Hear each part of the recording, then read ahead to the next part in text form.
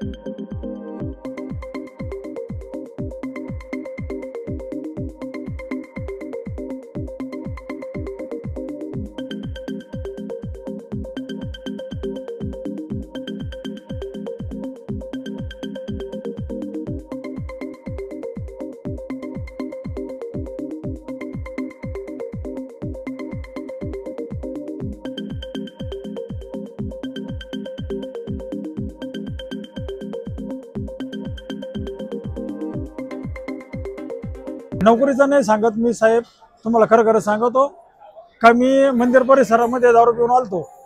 इथून पुढे काही येऊ शकत नाही, याच्याबद्दल मी माफी मागतो। इथून पुढे अशी काही चुकी होणार नाही।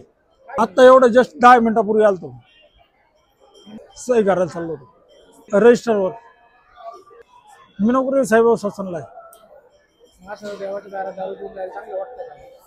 हो सर, चुकी झाली, मी माफी मागली ना, परत इथून पुढे काय अशी काही चुकी होणार नाही।